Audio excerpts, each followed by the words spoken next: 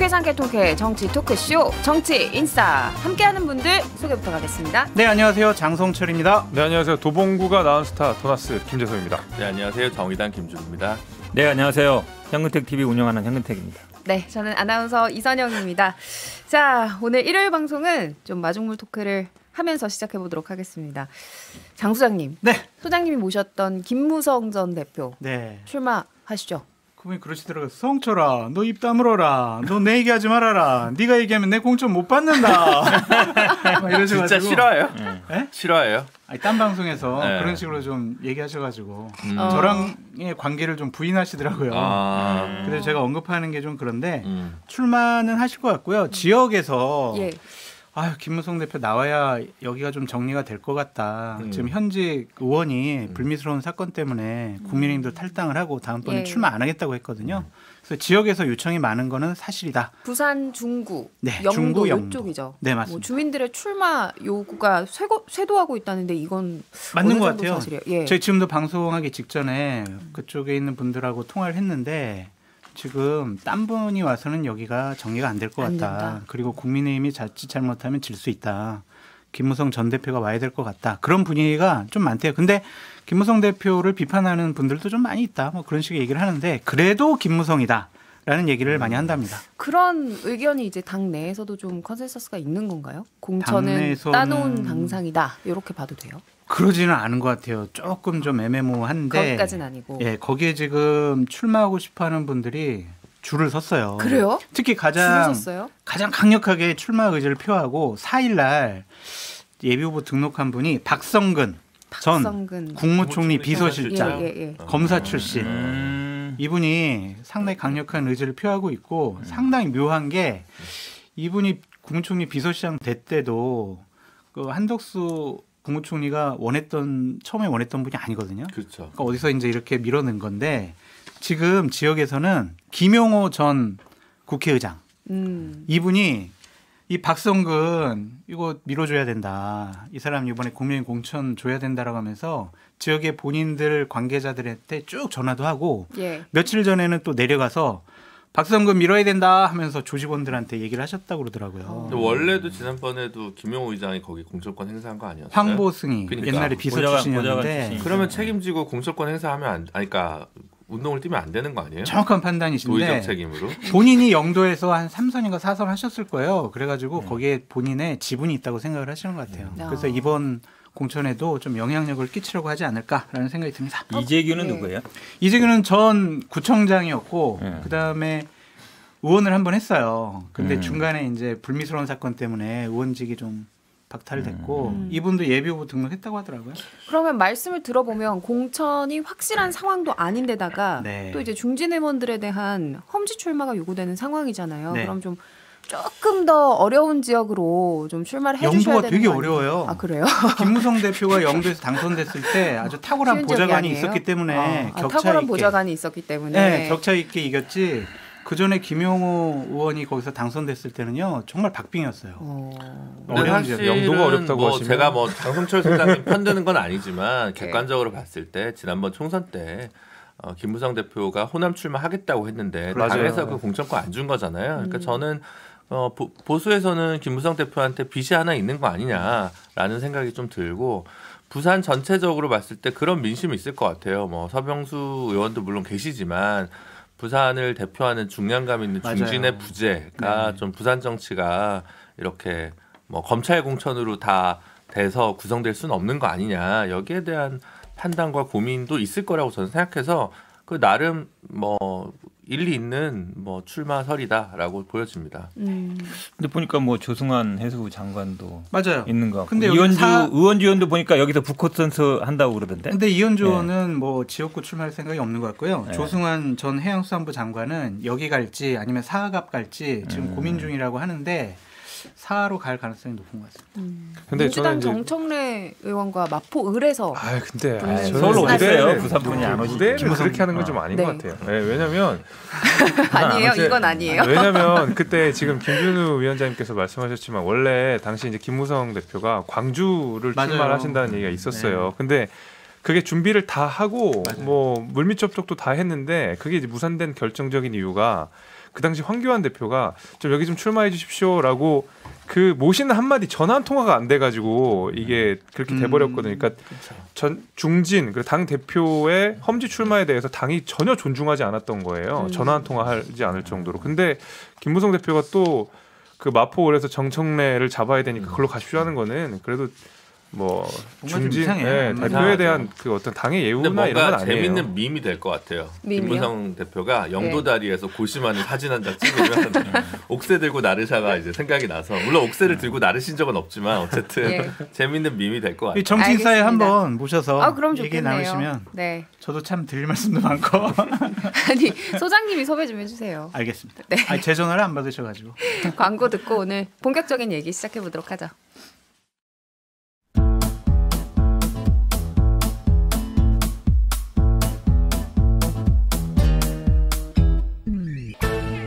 유쾌한 정치 토크쇼 정치인싸. 네, 정치인싸 일요일 방송 시작해 보도록 하겠습니다.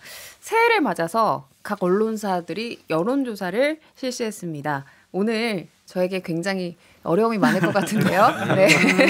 선거 조사 개요 이야기할 시간 충분히 주시면서 진행해보도록 하겠습니다. 자막으로 좀 달아도 되는 거 아닌가요? 근데 이게 라디오잖아요. 또 라디오이기 때문에 제가 음성으로 공중파는 아니잖아요. 공중파로 고지를 나가야 해야 되니까. 합니다. 네. 알겠습니다.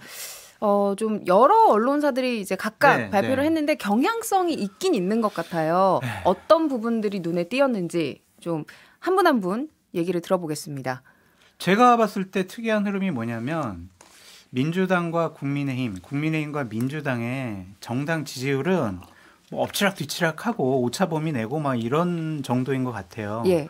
근데 정권 심판론과 대통령에 대한 부정평가가 상당히 높아요. 대체적으로 높다. 그렇죠. 대통령에 대한 부정평가가 높은데 민주당 지지율은 그 정도로 높지 않다? 그럼 이게 뭐냐면 중도층에서 민주당을 아직 대안정당으로 생각하고 있지 않고 있다. 그래서 민주당이 이 여론조사에 대해서는 상당히 좀 심각하게 생각을 하셔야 될 것 같아요. 왜 우리가 인정을 못 받을까? 중도층이 이런 생각을 하지 않을까? 우리가 아니라 제3신당이 조금 더 우리를 설득을 하고 제대로 된 비전과 가치관과 철학을 또 새로운 정치를 하겠다라는 거를 설득력 있게 나를 설득을 해주면 내가 정권을 심판하기 위해서 민주당을 선택하는 것이 아니라 제3정당을 선택할 수 있겠구나. 그러한 중도층의 민심을 이번에 여야 다 가릴 거 없이 한번 유익 있게 지켜봐야 되는 여론조사였다라고 생각합니다. 그러니까 지금 말씀하시는 게 어떤 정치적 성향의 중도층이라기보다는 들어보니까 어디를 찍을지 아직 못 정한 부동층의 개념과 조금 더 맞닿아 있는 것 같은데 맞습니다.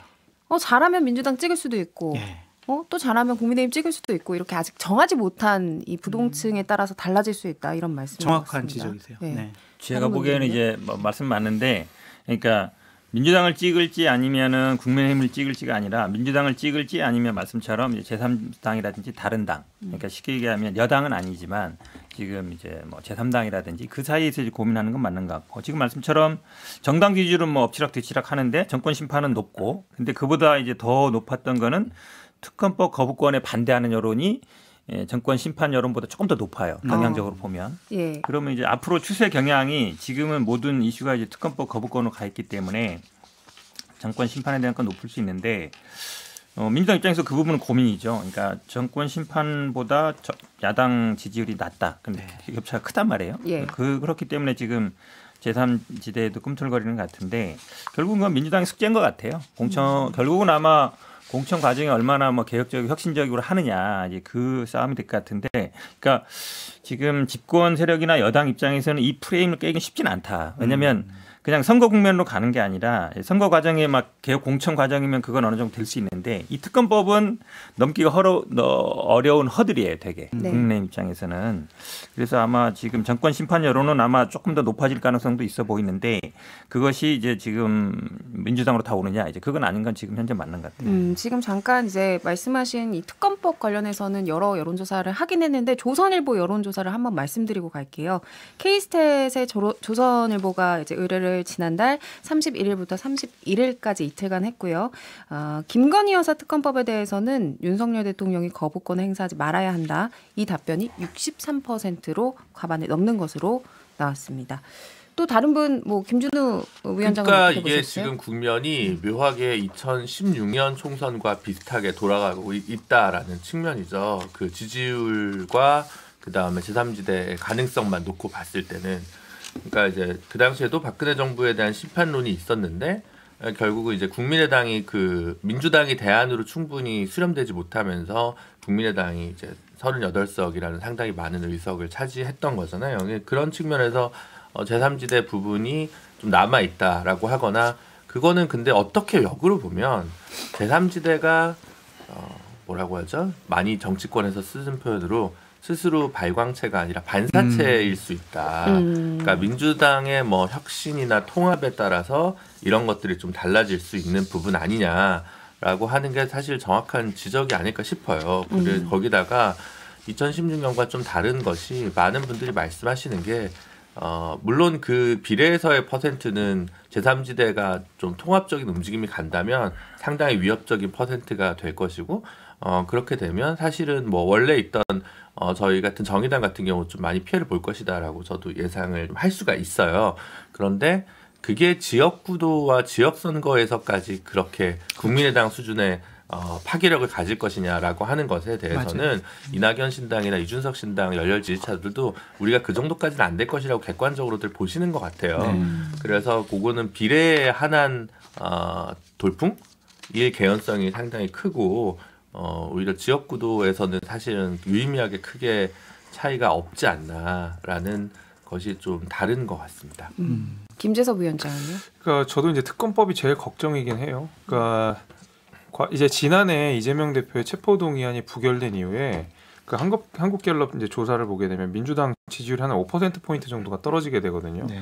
근데 저는 비슷한 양상이라고 생각해요. 그러니까 이재명 대표의 개인적인 사법 리스크 때문에 민주당이라고 하는 공당이 이재명 대표의 방탄을 위해서 쓰였다라는 비판 때문에 지지율이 말 그대로 급락한 거거든요. 근데 그 갤럽은 지지율 변동이 원래 이렇게 크지 않습니다. 큰 흐름 따라 좀 가게 되고, 근데 많이 떨어졌다는 것은 굉장히 심각하게 받아들여야 되는 거거든요. 저는 갤럽 기준은 그렇게 해석을 하는데, 이번에도 저는 국민의힘이 비슷한 비판을 받을 수 있다고 생각합니다. 김건희 여사 특검법이라고 하는 어떤 개인을 향한 법안에 대해서 국민의힘이 여기에서 반대를 하고 여당이 반대를 했다라는 것은 이재명 대표가 체포동의안을 부결시켰을 때야 비슷한 저는 정치적 후폭풍이 있을 거라고 봅니다. 그래서 연초에 뭐 동아일보에서 기사가 나와가지고 여론조사가 나와가지고 서울 지역은 그래도 국민의힘 해볼 만하다라고 하는 여론조사가 나왔습니다만은 그거는 김건희 특검법이 거부권 행사 이전에 치러진 여론조사이기 때문에 그거보다는 조금 더 지금 안 좋은 상황을 갈 가능성이 전 대단히 높다 이렇게 생각이 되고, 제가 2020년 총선에서 1월 1일자에 나왔던 여론조사들을 좀 봤어요. 봤더니 당시에 이제 정부 견제론 내지는 정부 지원론에서 나왔던 퍼센테이지와 실제로 4월 15일 날 있었던 총선 결과가 비슷하더라고요. 그러니까 의석수로만 따지면 퍼센테이지 비율로. 그렇다고 생각하면 여전히 정부 견제론이 높다라는 것은 우리가 위기로 인식하고 국민의힘이 대응을 해야 된다고 봅니다. 당 지지율만 올랐다고 좋아할 게 아니라. 알겠습니다. 조금 전에 이제 김재섭 위원장이 말씀하신 한국갤럽 조사는 중앙일보가 의뢰한 여론조사고요. 12월 28일부터 29일 이틀 동안 진행된 여론조사입니다. 오늘 말씀드린 모든 여론조사의 자세한 사항은 중앙선거 여론조사 심의위원회 홈페이지를 참조하시면 됩니다. 지금 이제 말씀하신 것들을 좀 종합을 해보면 정권 견제론이 안정론보다 높게 나오는 상황 공통적으로 말씀해 주셨고, 그리고 이제 특검법 지지율이 높다는 것, 이 부분을 맞아요. 크게 말씀해 주신 걸로 요약할 수 있겠고, 또 이제 민주당, 국민의힘, 여야 이렇게 큰 구도뿐 아니라 신당에도 좀 영향을 줄 수 있다. 여기까지 얘기가 나온 걸로 정리를 하고, 또 동아일보가 실시한 조사를 조금 더 깊게 볼게요. 이 조사는 동아일보가 리서치앤리서치에 의뢰해서 실시한 여론조사고요. 지난달 12월 26일부터 28일까지 진행이 됐습니다. 이 좀 특이한 게 동아일보 여론조사를 얘기해 보고 싶었던 게 이제 서울에서 권역별로 좀 이제 나온 결과치들이 있더라고요. 그래서 얘기해 볼 만한 게 있을 것 같은데, 서울과 인천에서 일단 수도권 오차 범위 내에서 접전인 것으로 나타났어요. 그래서 이 부분은 어떻게 제가 해석하시는지. 그 새해 벽두부터 기분은 굉장히 좋았죠. 그래요? 6석이라는 기사가 나왔다가 갑자기 제가 포함된 동부권도 뭐 괜찮아요? 오차 범위 이내에서 예. 이렇게 있는 걸 보고 기분은 좋았지만 이제 기분만 좋으면 안 되잖아요. 저희는 냉정하게 분석을 해야 되니까 중앙 여론조사 심의위원회에 들어가가지고 자세한 그 사항을 결과를 확인해 봤습니다. 보셨군요. 근데 제가 가장 크게 놀랐던 것은 유선 전화 비율이 21%라는 거. 근데 최근에 있었던 여론조사들 가운데서 유선 전화 비율이 이렇게 높았던 건 없었던 것 같아요.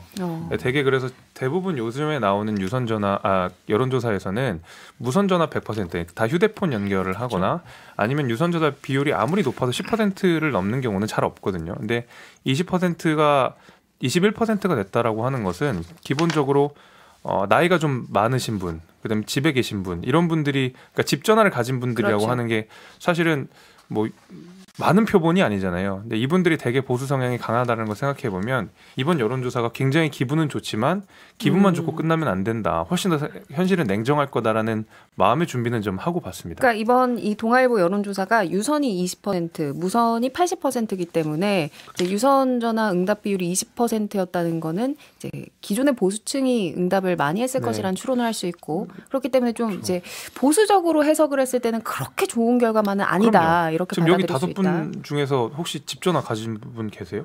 아예 없어요. 없어요. 저도 없어요. 없어요. 저희 집 전화 없은 지 네. 10년이 넘었거든요. 아. 그러니까 유선 전화로 응답을 하시는 분들이 그 어떤 정치적 성향을 가질지는 그래도 우리가 가늠을 훨씬 해볼 수 보수적으로 있겠다. 봐야 된다고 생각이 듭니다. 그래서 사실은 어느 언론에서 의뢰했느냐에 따라 결과가 좀 달라진다는 묘한 경향성이 이번 신년 조사에 기도와 바램 이런 것들이 좀 많이 투영돼 있다. 진짜 그럴까요? 그래서 그러니까 좀 이상한데 어떻게 보면요.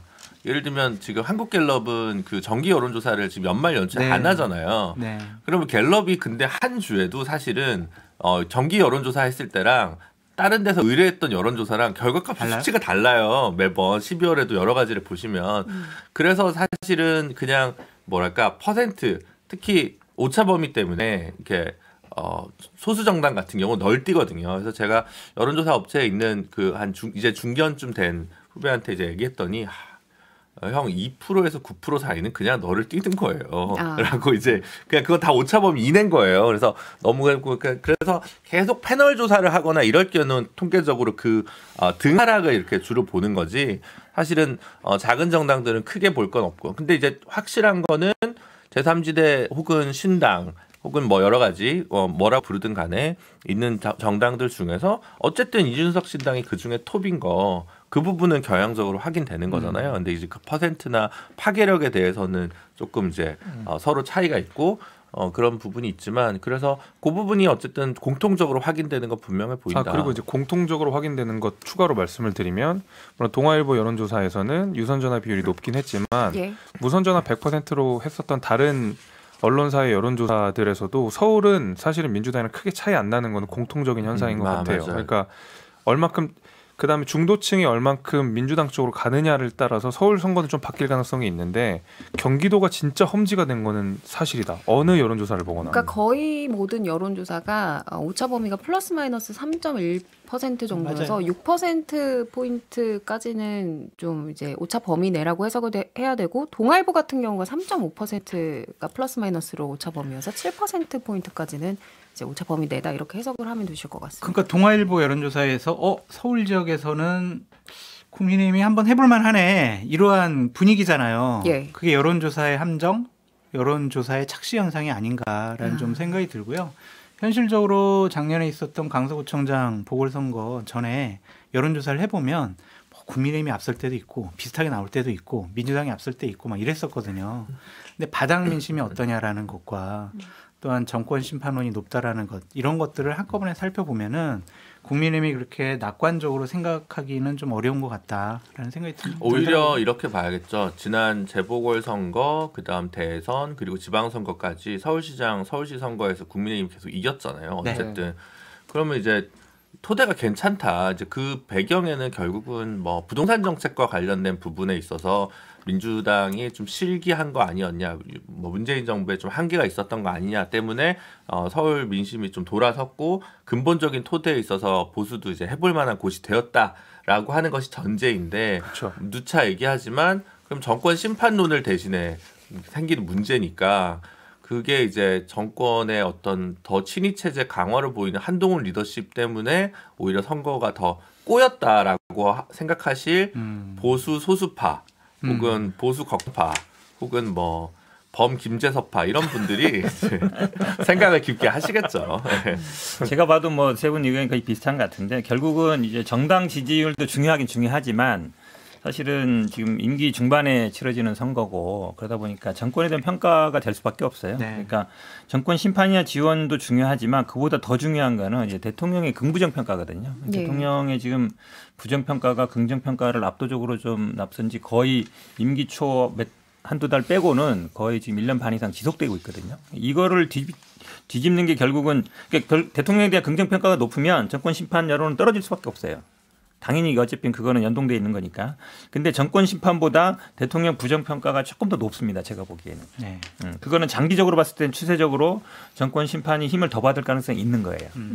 그런 게 아마 제가 보기에는 그래서 대통령이 어쨌든 정치를 잘하고 그다음에 국민들한테 지지를 많이 받는 거 그것이 제가 보기에는 가장 큰 집권 여당 입장에서는 선거운동이지 뭐 당대표를 바꾸고 비대위원장 바꾸고 그건 그렇게 중요한 것 같지 않아요. 현 변호사님이 정확한 지적을 해주셨던 것 같고요. 앞으로 남은 90여일 동안 대통령께서 또한 집권 여당이 대통령의 부정평가를 어떻게 하면 낮출 수가 있을까. 긍정평가를 올리는 게 아니라 부정평가를 낮춰야 된다. 네.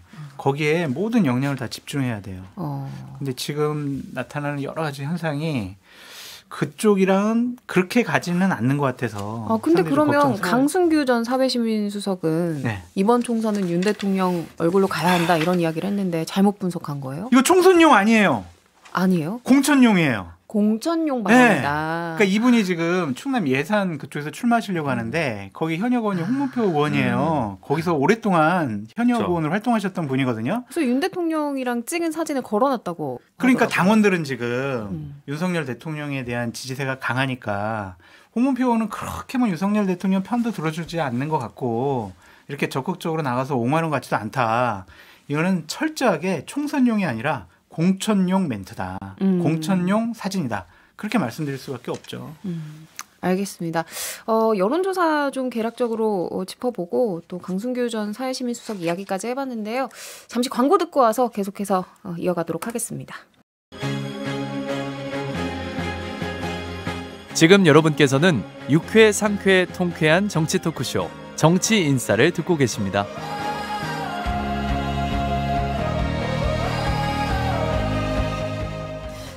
네, 정치인사 2부는 이준석 신당 얘기로 출발을 하도록 하죠. 뜨겁더라고요. 네. 이게 3만 명 당원 돌파했다 이러는데 이 정도 예상하셨습니까? 예상 못했죠. 예상 못했는데 더 재미있는 뉴스가 요천제 갑자기 국민의힘이 그 탈당하는 그 홈페이지가 갑자기 뭐 사이트가 폐쇄됐다 그래가지고 허위사실입니다. 허위사실이에요? 그러니까 이거 뭐 이제 트래픽이 많아서 그런 거예요? 아니 그거 한번 얘기 당원들의 좀 해줘봐요. 탈당 러시에 막기 위해 뭐 몰라요? 홈페이지를 폐쇄했다 그래서 뭐 당원들이 아니, 팩스로 보내고 있다 뭐 이런 저도 얘기가 그거 있던데요. 봤는데 네. 천하람 위원장이 그런 또 공교롭다 이런 말씀도 한 걸로 봤는데 그래서 저도 확인해 봤어요. 너무 공교롭긴 하잖아요. 그래서 봤더니 이제 당에서 공식 입장을 내놨더라고요. 원래 뭐 서버 점검을 했고 그 시스템 점검. 공교롭게 네, 그때 뭐 그랬다 시스템 하더라고요. 점검을 그럼 탈당이 너무 많이 밀려가지고 뭐 트래픽이 걸려서 그런 거 아니에요? 시스템 점검, 업그레이드. 저는 그 정도의 정보 접근성이 없습니다. 어쨌든 이제 네. 국민의힘 당의 입장은 공식적으로는 시스템 점검을 하는 날이었다. 공교롭게도. 네. 네. 공교롭다. 그 이준석 신당이 지금 당원들 뭐 3만 명 넘고 뭐 오늘이나 내일이면은 거의 뭐 4만 명 넘을 것도 같은데 기존에 정치권에서 이런 창당을 하면서 경험해봤던 사람들로서는 놀라운 일이에요. 상상을 할 수 없는 일이에요. 그러니까 신당을 만들 때 되게 시간이 많이 걸린다. 예. 그리고 돈이 많이 든다라고 하는 거는 뭐냐면 각 지역별로 발기인하고 당원 모으는데 상당한 노력이 필요해요. 그렇죠. 예, 예. 그러니까 예전에는 오프라인으로 해야 되니까 현역 의원이라는 사람이 이렇게 다니면서 자 여기 좀 입당 좀 해주세요, 발긴 좀 사인 좀 해주세요, 해주세요. 그러면서 막 품을 팔아야 되거든요. 예. 근데 이것은 그냥 SNS에 올리고 딱 사이트 해놓으면은 자발적으로 여기 당원 가입을 하고 발긴을 하겠다라고 하는 것을 보면은 정치학 교과서를 새로 써야 될 정도의 획기적인 사건이죠. 저는 이런 생각도 들었어요. 그만큼 지지자들의 연령층이 네. 우리가 이제 소위 말하는 MZ 세대들 아닌가? 아니 그렇지는 않은 것 같아요. 그래서 그런 거 아닌가? 이런 이준석 생각도 대표가 들고요. 연령별로 어느 당원 분포도를 얘기를 했는데 거의 다 비슷한 수준이더라고요. 아, 그래요? 젊은 세력이 확 있는 것도 아니고 많아요. 골고루 분포되어 있어요. 골고루 분포되어 네, 있는데 그러니까 이거는 젊은 20, 30대 남성 위주의 정당이 될 거다. 거기에만 지지를 받는다라는 세간의 예측과 분석이 있었는데 그 틀을 또 깨버린 거죠. 그래서 이준석 창당 현상에 대해서는 우리가 창당 이후에는 제대로 한번 분석을 해봐야 된다. 그렇게 저도 동의해요. 왜 그러냐면 지난번에 연락처 받는다고 했을 때 이게 결국 창당을 위한 밑그림이 아니냐 이랬거든요. 두 분 쓰신 거 맞아요? 그때도 아니 6만 명이 넘었어요. 6만 예, 명이 예. 넘었는데 그러면 지금 그때 어느 정도 사람들이 예상했을 거란 말이에요. 나 나중에 입당할 거야. 그러면 6만 명 넘을 가능성이 있어요. 그러니까 이준석 대표가 뭐 굳이 띄우는 게 아니라 전당대회 할 때도 저는 그 모습을 봤어요. 네. 민주당도 그렇고 국민의힘도 그렇고 예전에 전당대회 당대표 나가면 뭐 매덕을 써야 되느니 뭐 맞아요. 얼마를 써야 되니 말았단 말이에요. 근데 그냥 혼자 다니고 그냥 뭐 지하철 타고 다니면서 했단 말이죠. 그리고 그냥 손편지 쓰고 해가지고. 그러니까 기존의 법은 아니에요. 지금 이제 신당 만드는 분들도 다 보면 체육관이라든지 이런 데 막 모여가지고 으쌰으쌰하고 거기서 하잖아요. 맞아요. 근데 그걸로 끝. 네. 그다음에 확장이 안 되잖아요. 그럼 결국은 약간 다른 방식으로 하고 있는 거예요. 예. 시간과 돈과 이런 거를 다른 방식으로 쓰고 있는데 만약에 이런 방식으로 해서 정당이 설립되면 사실은 지금까지 민주당도 그렇고 국민의힘도 그렇고 온라인 입당은 받긴 해요. 근데 그거는 주는 아니에요. 받긴 하는데 그냥 자발적으로 하는 거고 대부분은 지금도 우리 민주당도 다 시도의원이나 이런 지지자를 통해서 종이로 줘서 받아와요.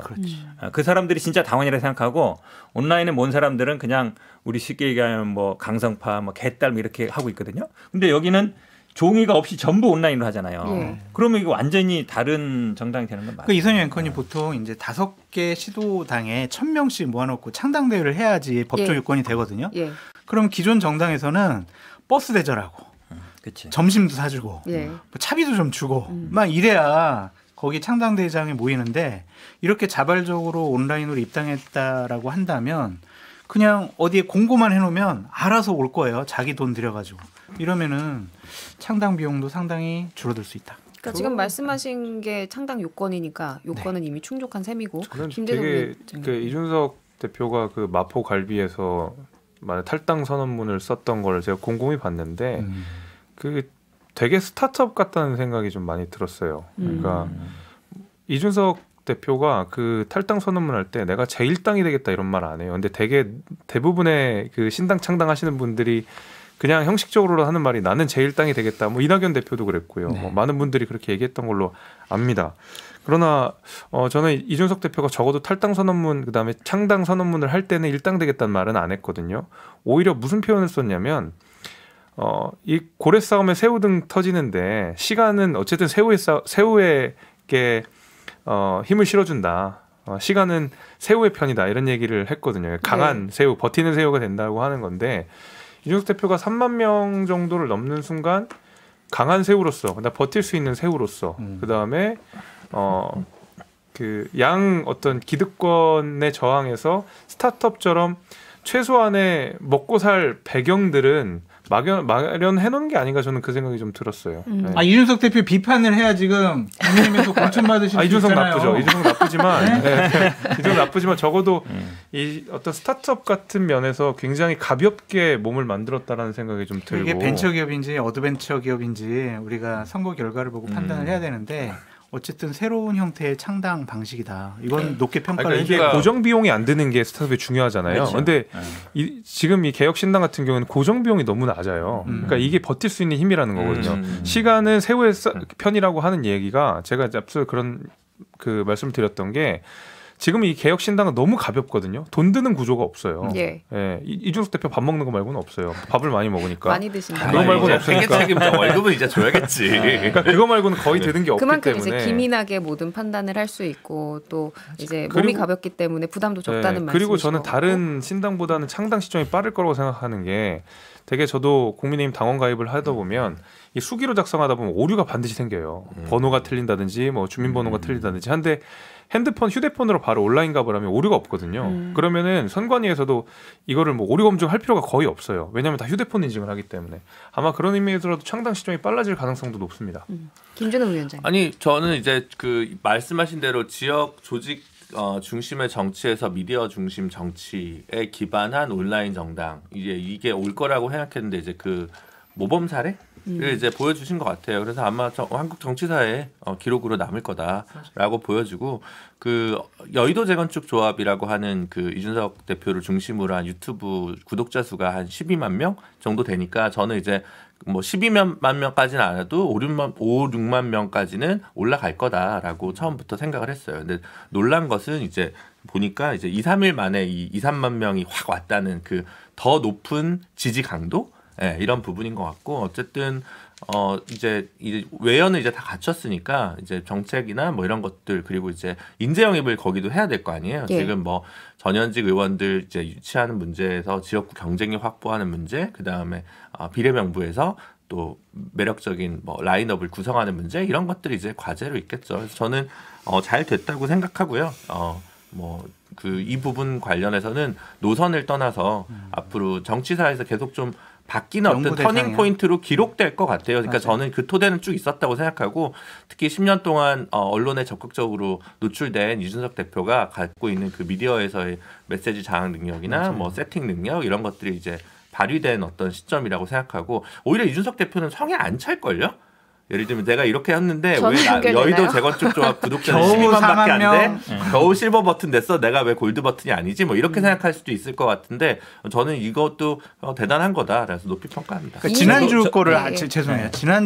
지난주에 주요 정치인들의 행보를 좀 비교 포인트로 살펴보면 한동훈 국민의힘 비대위원장은 각 시도당 돌면서 오프라인 행사, 오프라인 당원 만남 위주로 했잖아요. 예. 근데 이준석 대표는 온라인 당원 만남을 했단 말이에요.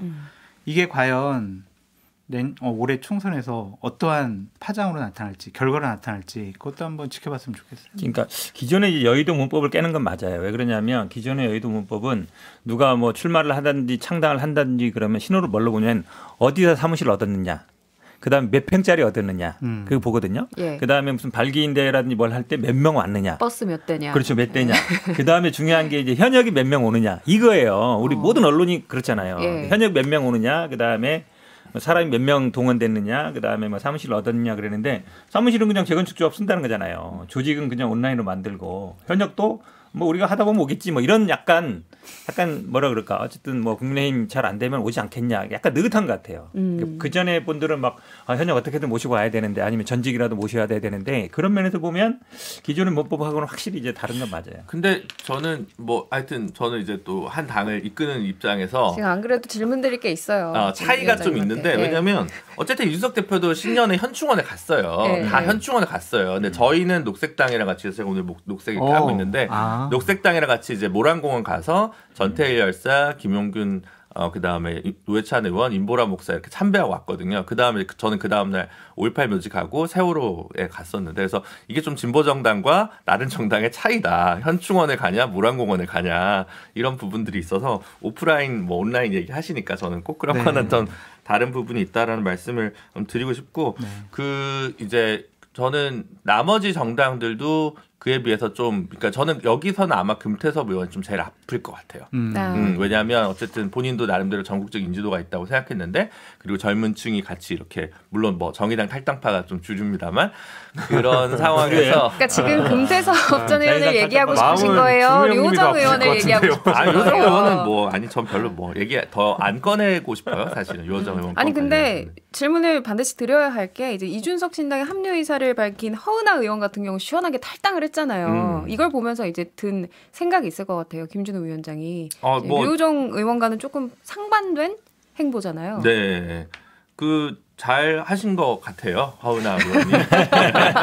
왜냐하면 예전에 바른미래당 했을 때 김연아 의원이 아마 바로 그렇게 탈당을 안 했을걸요. 그래서 그렇죠. 그렇고 탈당 요구를 했죠. 네, 국민의힘에서도 권은희 의원이 계속 제명 요구했는데 제명 안 해줘서 그냥 조용히 계시고 이런 면에서 보면 허은하 의원이 되게 뭐 그런 부분에서는 잘 하신 선택이다라고 생각을 합니다. 그게 맞죠. 네, 알겠습니다. 허은하 의원의 탈당 때문에 굳이 김 위원장님이 류호정 의원에 대해서 언급을 계속 안 하셔도 되는 상황이 되지 않았나 뭐 이런 평가도 있는 것 같고 아무튼 이준석 신당의 합류 의사를 타진한 현역 의원이 이제 허은하 의원뿐만 아니라 10명이 넘는다는 얘기가 있더라고요. 이거 좀 취재가 된 부분이 있나요?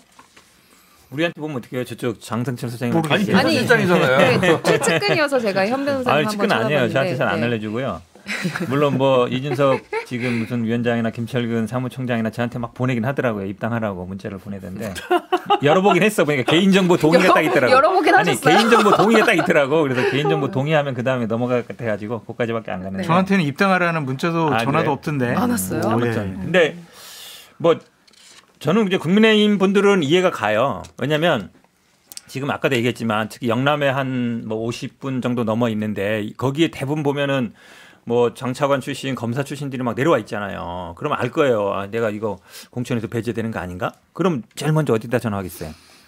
이준석 저 그쪽에 전화할 거 아니에요. 나 혹시 물론 그런 말은 안 하지만 평소에 그러니까 양다리 걸쳐놔야죠. 이쪽에서 만약에 배제되거나 그러니까 경선을 하면 제가 보기에 그분들이 이길 수 있어요. 초선이든 모르지만 재선 삼선하신 분들은 지역 기반이 튼튼하기 때문에 근데 경선을 안 붙여줄 가능성이 있잖아요. 그럼 어떻게 해요? 경선을 시켜주면 당연히 국민의힘에서 경선에서 가겠지만 경선에서 배제되면 당연히 보험을 들어놔야 될 거 아니에요. 그러니까 제가 보기에 하면 연락은 많이 갈 것 같은데 그게 진짜로 간다는 건 아니다.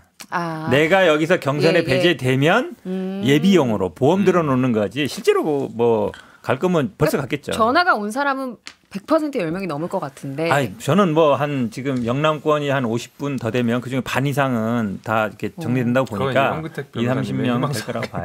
근데 뇌피셜인가? 아니 저는 뭐 문의는 더 많을 수 있을 거라고 생각하는데 전에 말씀드렸지만 그게 선거에서 예를 들어 뭐 물론 이제 지금 아까 김재섭 위원장 얘기하신 대로 이준석 신당이 뭐 자금 가지고 싸우거나 조직력 가지고 선거하는 곳은 아니니까 이게 이제 어쨌든 그래도 교섭단체 이상 돼가지고 20명 이삭 죽기가 되면 이게 규모가 다르잖아요. 나오는 돈 사이즈가 다른 문제고 근데 이제 그렇게는 안 될 거라고 보는 거고 지난주에도 말씀드린 것 같은데 그 영남권에 있는 중진 분들이 내가 그래도 한 번 더 어쨌든 본선에서 포스터 붙이고 싶다. 공천이 배제됐을 때라고 하면 나 뭐 공공기관장 이런 것도 됐고 그냥 끝까지 출마를 할 거야라고 하시는 분들 당연히 계시죠. 당연히 계신데 이 분들이 예를 들면 친박 연대를 안 가고 무소속 연대를 했듯이 무소속으로 그냥 내가 갈 거냐 이준석 신당으로 갈 거냐. 라고 하는 것은 또 옵션이 그분들한테 하나가 있고 두 번째로 그분들이 너무 중진 이미지가 강할 경우에 이준석 신당에서도 그렇게 원치 않은 인물들일 수도 있어요. 우리랑 색깔이 좀 안 맞아. 스타트업이니까. 네, 그렇게 볼 수도 있고 그러면 우린 너무 약간 구태처럼 보여라고 생각하실 수도 있기 때문에 사실 그 자체에 대해서 엄청난 가중치를 두지는 않을 것 같고 오히려 이제 핵심되는 인재들이라고 할 수 있는 뭐 이준석, 천하람 이런 사람들이 이제 어디에서 어떤 방식으로 출마할 것이냐가 사실은 핵심 포인트 아니냐라고 보여져요. 그럼 이제 위원장님 말씀은 공천 이후에 뭐 이탈자들이 생겨도 그게 바로 흡수되기는 이런저런 이유로 그런 것도 있고 그 자체에 대해서 이준석 신당에서도 그렇게까지 막 많은 거를 바라지도 않고 오면 오는 거고 가려서 받겠다라는 생각이 더 강하지 않을까요? 지역의 출마자들이 당선이 되지 않더라도 많은 지역의 출마자를 내는 의미가 왜 중요하냐면 비례대표 정당 투표율을 올릴 수가 있어요. 그렇기 때문에 이준석 대표라든지 이낙연 전 대표께서 신당 만드는 게 지역에서 의미 있는 의석수를 확보하기는 쉬워 보이진 않지만 많은 지역에 내보낼수록 비례대표 득표율이 높아져서 비례대표 의석으로 만약 20석을 얻을 수 있다? 이거는 정말 정치권 전체를 많이 바꿀 수 있는 그런 의석수라고 보여져요. 그래서 제가 봤을 때는 이준석 신당만으로는 수도권과 영남 지역에서는 거의 대부분 지역에 출마자들이 있을 것 같아요. 그리고 나서 이낙연 신당과 만약에 선거 연대나 합당을 하게 되면은 호남과 충청권에서도 충분히 전 지역 공천이 가능하다라고 전망이 됩니다. 출마 신청자는 엄청 많다고 하더라고요. 네. 그래서 굉장히 큰 규모고 맞아요. 그래서 그게 당원 숫자도 중요하지만 출마 의향자가 많은 것도 엄청 중요한 맞습니다. 건데 그 부분에서 이번 신당의 규모나 그런 부분이 만만치 않다라고 생각합니다. 좀 종합을 해서 생각을 해보면 어쨌든 이 이준석 신당의 성패, 국민의힘 공천과도 연관이 깊게 있는 것 같아요. 그래서 이제 국민의힘 이제 공천이 어떻게 될지 좀 생각을 해봐야 되는데 지금 한동훈 비대위원장과 이철규 인재영입위원장이 공동위원장을 맡았더라고요. 앞으로 어떻게 될지 이 두 사람을 보면 전망이 좀 가능한가요, 지금? 한동훈 비대위원장이 공천관리위원장 겸임한 거는 전 하나의 이유라고 봅니다. 본인이 비밀스럽게 깜짝 카드로 영입할 사람이 있다. 그냥 실무진에게 맡겨놓긴 어려운 거물급의 인사를 본인 힘으로 영입하겠다. 그런 의지로 이렇게 공동 인재영입위원장이 된 것 같다는 좀 생각이 들고요. 신당 성패 저도 김무성 전 대표가 얘기한 그 분석에 좀 동의를 하는 편인데 공천 개혁을 민주당과 국민의힘이 하면은요 신당이 설 자리가 별로 없는데 공천 학살이 돼가지고 야 지역에서 너무하네 우리가 듣도 보지 못한 사람을 낙하산으로 대통령 사람이라고 이재명 사람이라고 이렇게 꽂아 넣어 이거 말이 안 돼 하면서 지역에서 분란이 일어나면은 공천 학살로 돼가지고 지역이 분열 생겨요. 그러면은 이준석 신당에 더 많은 사람들이 오고 더 많은 득표율을 기록할 수가 있다라고 보여지기 때문에 양당이 얼마나 공정하고 객관적이고 합리적인 공천을 하느냐, 공천 학살이라는 그런 이미지를 주지 않느냐, 이것도 하나의 중요한 관전 포인트다. 그러니까 지금 이 두 분이 네. 공관위원장이 아니라 인재영입위원장이잖아요. 네네, 그래도 인재영입위원장. 그렇게까지 해석이 가능하다고 네, 보시는 거죠? 저는 두 가지를 보고 싶은데 하나는 뭐냐면 이철규 영입위원장이 처음에 사실은 구청장, 강서구청장 보궐선거 책임지며 물러나는 게 맞거든요. 근데 그 다음에 어쨌든 인재영입위원장을 맡았잖아요. 근데 이분 아시겠지만 이제 경찰 출신이고 예. 그러면 내 생각에는 100% 못 믿는 거 아닌가 이 생각도 들어요. 그러니까 왜냐하면 경찰 출신보다 아마 검사 출신이 더 많이 들어올 수 있어요. 대체적으로 보면. 근데 한동훈 장관이 인맥이라는 게 대부분 정치권에 별로 없어요. 시민사회도 별로 없고 대부분 검사 출신들이에요. 그러면 한동훈 장관을 공동위원장으로 앉혔을 때 그럼 검사 출신들을 많이 영입하겠네? 딱 생각이 들잖아요. 검사 출신, 경찰 출신만으로 안 돼. 검경 영입위원장 공동으로 하는 건가? 이 생각도 들고 그다음에 이철규 영입위원장이 지금 인재영입 이렇게 하는 거 보면 물론 막 여러분들이 들어오셨는데 성과가 별로 없다는 얘기들도 있어요. 그러니까 눈에 띄는 사람이 잘 없다. 그러니까 별로 성과가 없고 그다음에 어쨌든 이철규 위원장한테만 맡겨서는 안 되는 거 아니냐. 좀 성과를 내야 되겠다. 그리고 거기 핵심은 검사나 검사 출신들을 좀 많이 영입해야 되는 거 아니냐. 그 카드라고 저는 좀 보여요. 근데 보통 저희 당에서 약간 못 믿어오면 날리는 방식을 택하지 공동으로 뭔가를 하진 않아요. 그래서 오히려 저는 이철규 위원장에게 힘을 실어주는 걸로 저는 해석했어요. 힘을 실어줘요? 오히려. 예. 아니 사실 못 믿어오면 그냥 저 사퇴하고 내보내면 되는 거지. 굳이 공동위원장을 해가지고 자리를 유지하게 하진 않거든요. 이철규 위원장까지 날리면 이제 남은 사람이 없어 그런 거 아니에요? 날릴 사람이 없어가지고. 아니 원래 뭐 굳이 그것 때문에 안 날리고 그러진 않을 것 같은데요. 되게 의지를 많이 의미에서, 한대요. 네. 여러 가지 조언도 많이 구하고. 그러면은 그런 의미에서라도. 인재영입위원장 두 분과 지금 국민의힘 공감위원장 인선이 공개가 됐는데 정영환 고려대 법대 교수 이렇게 좀 합은 어떤가요? 아시는 분? 그러니까 정영환 고려대 법대 교수를 국민의힘 공관위원장으로 임명한 것은 완벽한 윤석열 대통령의 공천 라인업이 구성이 됐다라고 볼 수밖에 어떤 면 때문에 없어요. 그렇게 보시는 거예요? 이분이 윤석열 대통령이 전 검찰총장 할 때 그 뭐 한국 법학 교수 회장을 하셨거든요. 그때 각종 언론 인터뷰를 통해서 윤석열 검찰총장에게 힘을 실어주는 문재인 정권과 추미애 법무부 장관을 공격하는 인터뷰를 정말 강하게 하셨어요. 그러니까 그때도 윤석열 편을 들어줬던 분이에요. 그래서 추 장관이 윤석열 총장을 직무배제한 거는 해방 이후에 처음 있는 일이다. 법에 대해서 국민의 신망을 무너뜨리는 행위다. 그런 인터뷰도 하셨고 검수완박할 때는 정면으로 비판을 하셨던 분이에요.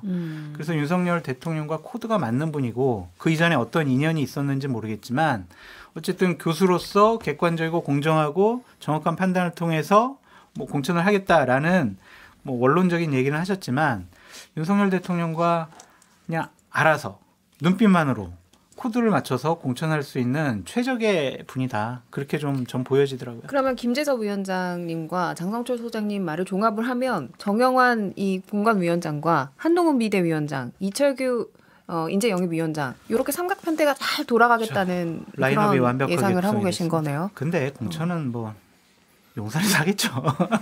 대부분. 그러니까 용산에서 하는데 우리 이제 정치인 출신 공관위원장이 국민에서 많이 겪었잖아요. 그럴 경우는 항상 좀 뭐 옥새를 들고 나른다든지 여러 가지 안 날랐다니까. 왜 그래요, 진짜. 어쨌든 워낙 언론에 그렇게 많이 얘기하니까 정치인 출신은 자기만의 색깔이 있어요. 도저히 이 자리에 못 있겠어요. 진짜 몇 색깔이 번을 있기 얘기했는데. 때문에 위에서 내리는 오더에 대해서 반감을 갖고 안 따를 가능성이 있거든요. 네. 근데 아까 말씀드렸지만 비대위원장 검사, 인재영입위원장 경찰. 이분은 물론 뭐 지금 교수로 지냈지만 판사 출신. 예. 예. 이분들은 어찌 보면 정치인은 아니에요. 위에서 내리는 오더는 잘 따르는 분이에요. 제가 보기에는 그럴 분들로 딱 세팅을 해놓은 것 같아요. 완벽하게. 왜냐하면 한치의 틈도 없어. 그러면 지금 여당 패널들의 반발이 있으니까 민주당으로 질문을 드리겠습니다. 민주당도 지금 공천관리위원회 구성이 완료가 됐더라고요. 네. 어떻게 지금 구성이 되고 있어요? 일단은 고대 정치학과 교수님으로 위원장을 삼았고요. 민주당은 기본적으로 여성 청년 비율이 있습니다. 외부 인사 비율도 있어서 지금 15명인데 지금 현역 의원 3명이고 나머지는 전부 외부 의원이고 아마 여성이 반 정도 되는 걸로 알고 있는데 그렇게 알고 있습니다. 청년도 비율이 있고요. 외부 청년 인사가 30%가. 많다는 거는 이건 완벽하게 친명 공천을 하겠다라는 얘기예요. 맞아요. 저희가 공관위원회를 했을 때 외부 인사가 들어오는 게 되게 객관적이라고 생각하잖아요. 실제로 그렇지 않습니다. 맞아요. 외부 인사들이 훨씬 편파적으로 합니다. 네. 근데 지금 현역 의원이 3분밖에 없다라고 하는 것. 그다음에 그 가운데서는 이미 사무총장이 당연직으로 들어간다는 것. 그다음에 사무총장은 당연히 친명이라고 한다는 것은 이번 공천을 통해서 완벽하게 친명 체제를 강화하겠다라는 선언인 거죠. 이거는. 현 변호사님 말씀하실 게 있을 것 같아요. 아니 기본적으로 사무총장은 국민의힘도 다 들어가요. 사무총장 그다음 사무부총장 다 같이 들어가잖아요. 그렇죠. 기본적으로 당연직 위원으로 들어가는 것이고 그러니까 공관위원장이 그래도 제가 보기에는 이분이 정치학자시고 기본적으로 이분이 민주당 이재명 지지뿐만 아니라 어쨌든 약간 진보적인 색채를 갖췄던 분이라서 저는 이제 앞에 얘기하는 국민의힘보다는 조금 더 중립적일 거라고 보고 중립적이에요. 중립적이에 또 외부 인사가 12명인데 여성을 50% 했다는 얘기는 이게 사실은 물론 이제 우리 규정이 그렇게 돼 있습니다. 여성 50%, 그다음 청년 20% 돼 있는데 청년이라든지 여성들을 어쨌든 공천 과정에 배려하겠다. 이제 그런 이상형 시그널로 의원님, 보여요. 잠깐만요. 얘기를 들어보도록 하죠. 아니 잠깐만요. 정의당 얘기 이의를 듣겠습니다. 제기하겠습니다. 네. 이해충돌 문제가 있기 때문에 현 변호사님 발언권을 뺏어야 돼요. 본인 공천 받으려고 지금 공천관리위원회에 대해서 제대로 된 평가를 못 하잖아요. 이의를 제기합니다. 정의당 얘기로. 근데 아니 정리를 하죠. 저는 예. 사실은 주변에 민주당 공관위원 해본 사람도 있고 변호사 중에 예전에 이번 말고요. 그리고 여러 가지 다른 당들에서도 꼭 진보 정당이 아니더라도 그런 사람들이 좀 주변에 있거든요. 근데 다들 외부에서 온 사람들은 하나같이 얘기해요. 참 경쟁은 치열한데 사람은 없다라고 이제 그 명단에 보면 이렇게 그렇게 외부의 시선으로 봤을 때는 이런 사람밖에 안 되나? 전부 이런 사람밖에 안 되나? 좀 더 다양한 사람 없나? 좀 더 그런 것들에 오히려 불만을 많이 느끼시더라고요. 그러니까 본인들도 공천 심사 결과에 대해서 그렇게 썩 만족스럽지 않은 거예요. 후보가 다 김재섭 정도만 들어와도 괜찮은데 아닌 거지. 그런 게 사실은 핵심이지. 그래서 공천 결과는 사실은 공천위원들이 어떻게 할 수 있는 부분이 제한적이다. 오히려 리더십에서 좀 더 혁신적인 인물들을 전략 인재 영입을 해서 어떻게 하느냐가 오히려 관건이지 기존에 있던 정치인들 가지고 해서는 아마 그분들 눈높이도 채우기가 어려울 거다라고 좀 보여지고 정영환 교수님은 저는 그 민소법을 유병현 교수님한테 들어가지고 기억이 안 나고 임혁백 교수님은 제가 수강 신청을 했는데 수업을 거의 안 들어갔던 것 같아가지고 부분 하여튼 잘 모르겠는데 제 주변에 선후배들이 이분 밑에서 이제 대학원생 제자 한 국민의힘 공강위원장 정영환 아니 임혁백 임혁백 교수님은 좀 주변에 민주당 공강위원장 있기는 한데 제가 말 넣을 때는 없으니까 현근택 변호사님 저한테 연락하셔도 제가 임혁백 교수님과의 한 라인은 없습니다. 아니 근데 김준호 변호사님, 네.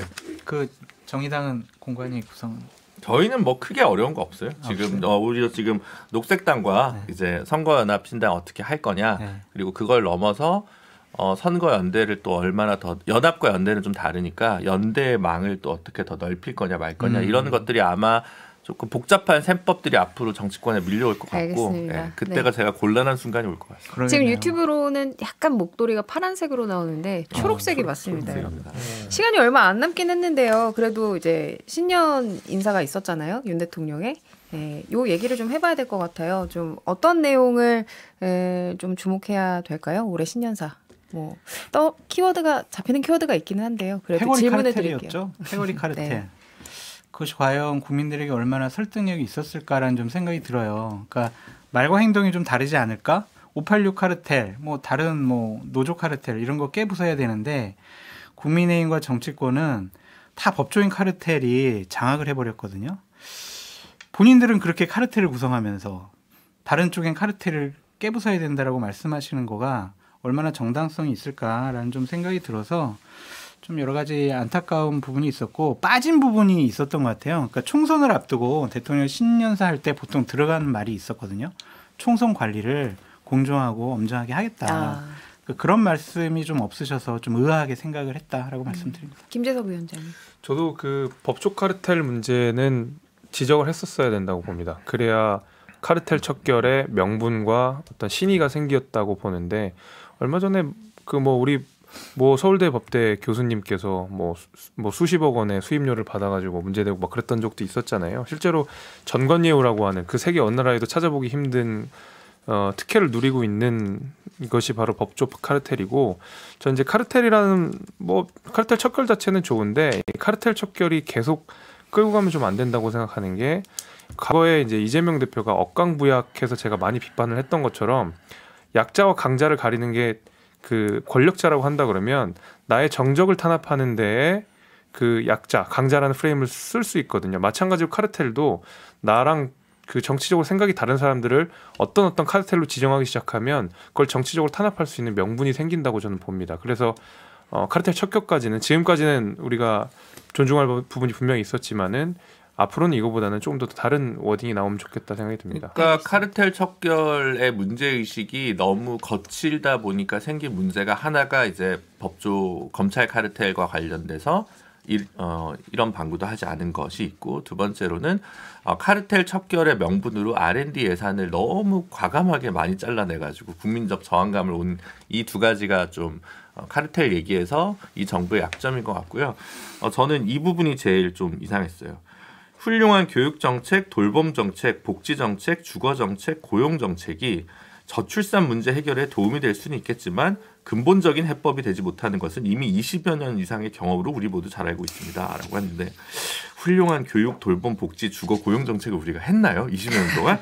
일단 사실인식이 좀 이상하고, 저는 이 정책이 훌륭하지 못했거나 충분하지 못했기 때문에 이 문제와 저출산, 특히 최근 몇 년간 더 심각해진 저출생 문제가 사실은 최근 5년간의 엄청난 부동산 폭등 때문이어서 진단이 잘못됐다.